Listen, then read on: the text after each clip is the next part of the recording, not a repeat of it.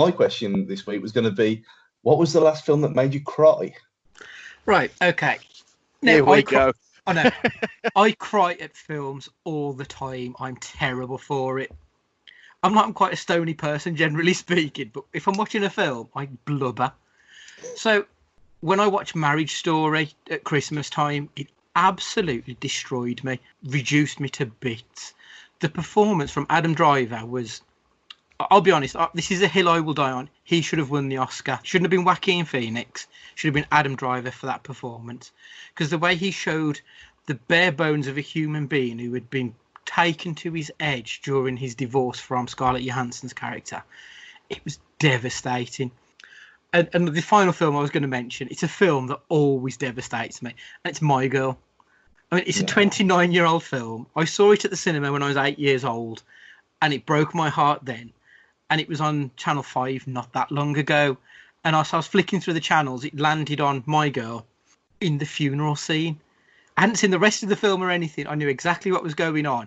And I broke down because My Girl gets me every single time.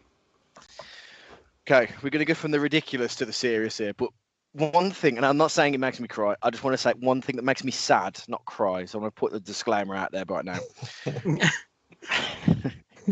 Oh, dear. Bean, the ultimate disaster movie.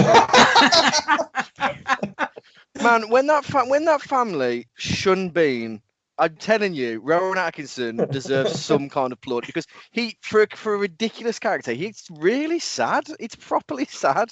Like they just, he's just left on his own, and he's this strange man in a strange land that doesn't understand, the cultures, and he's just left on his own. And I just think to myself, man, imagine if that was you. It'd just be really sad. But there we go. Now back to the legitimate.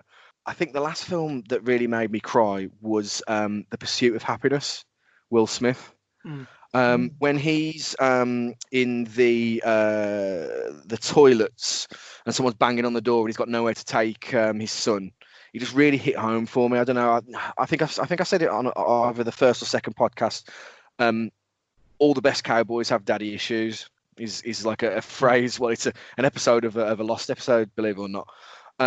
But it's just that father-son relationship thing, for whatever reason, really hit me. And I just felt so sorry for Will Smith's character in that, just thinking that he must be verging on suicidal in not being able to provide for his own son and being in these conditions. And it just really, really hit me. And I just, it was an uncomfortable watch. It still is an uncomfortable watch, and it gets me as well. But yeah, there you go. From the ridiculous to Will Smith and back. In mine, with, as you expect, slightly different. Listen, Stu, Transformers is not a sad film, mate. I don't want to put that out. As I say, it's a spoiler, but when Prime goes down that first time,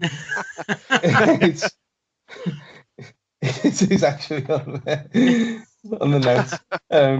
But now that there was every year when the music in Home Alone at the end, the actual score kicks in at the end of the film, and it's always like, oh. And the other one was Dunkirk. I think it might have been about the whole experience, about just watching that me and my brother watching it, and it was a completely dead cinema. Everyone was completely silent from start to finish. And I mean, when we found out later that a lot of it was improvised as well, and it wasn't really scripted.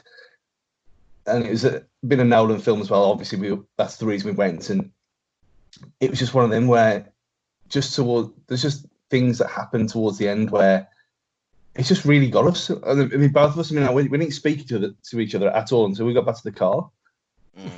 It was just, it finished. Everyone sat in the seats. Obviously, there was going to be no end credit scene, but everyone just sat there, like, pure respect for the film, and then just got up and left, and no one said a word. And it was just really powerful.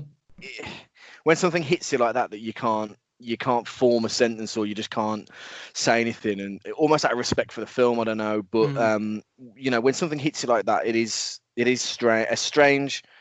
It's that question, really, like, why do we go to cinema? To get scared, or to cry, or hear, or feel these horrible emotions? Like, why do we put ourselves through the misery of it? But when you get that film, it is magical, isn't it?